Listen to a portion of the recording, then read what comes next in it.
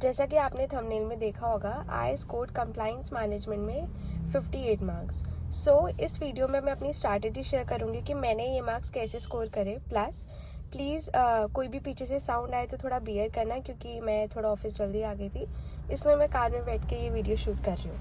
Okay, सो हम start करते हैं। देखो, compliance management audit due diligence, ये जो आपका सब्जेक्ट है बहुत बड़ा वास्ट, काफ़ी वास्ट, और इसमें काफ़ी सारे चैप्टर्स है। मैंने इसको पार्ट 1 पार्ट 2 में डिवाइडेड है। पहला पार्ट है 40 मार्क्स का, पार्ट 2 इज़ फॉर 60 मार्क्स। देखो, पार्ट 1 में मैंने ये चैप्टर्स करे थे एंड पार्ट 2 में मैंने ये करे थे।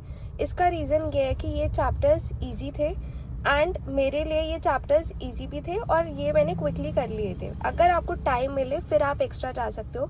इस वीडियो में मैं आपको अपना पीओवी, अपना ओपिनियन बताऊंगी कि मैंने इसको कैसे स्ट्रैटेजाइज किया था। आप इसके अपने अकॉर्डिंग इसके अंदर मॉडिफिकेशंस ला सकते हो। तो कंप्लायंस फ्रेमवर्क, इसके अंदर जो चार्ट है, कंप्लायंस चार्ट, ये सब ये तो आपको करना ही है। इसमें से एक क्वेश्चन आता ही है 5 मार्क्स का।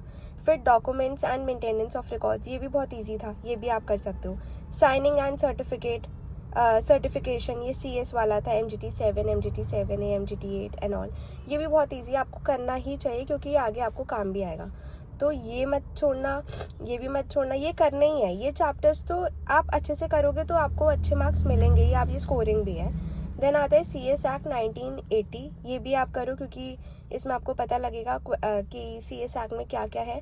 देन कंपाउंडिंग, ये आपने कंपनी लॉ में भी पढ़ा होगा, तो ये भी आप कर ही लोगे। ये तो ऐसा है कि करना ही है।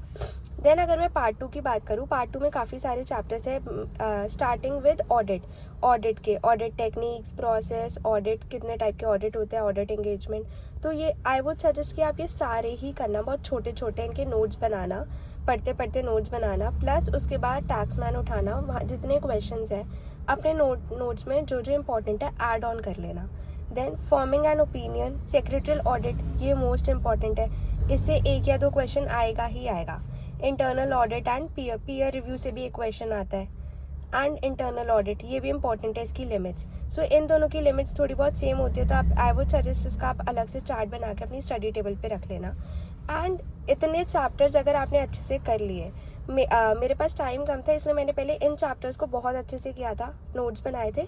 उसके बाद टैक्समैन से इनके क्वेश्चन सॉल्व करे थे और जो जो इम्पोर्टेंट थे उसको भी अपने नोट्स में ऐड ऑन किए थे। मेन बात होती है कि सोर्स लिमिटेड होना चाहिए, बट जितना आपने पढ़ा है वो अच्छे से आना चाहिए। तो अगर आप इतना कर लेते हो और फिर टाइम मिलता है फिर और एक्स्ट्रा कर लेना, बट इतना इज बेयर मिनिमम, ये पहले अच्छे से आप पढ़ लेना, उसके बाद एक्स्ट्रा करना। और याद रहे, प्रीवियस ईयर क्वेश्चन टैक्समैन ज़रूर इन चैप्टर्स के देखना, और वो जो जो उसमें कीवर्ड्स होंगे, इंपॉर्टेंट पॉइंट्स होंगे जो आपने इनके नोट्स बनाए होंगे, उसमें ऐड ऑन कर लेना।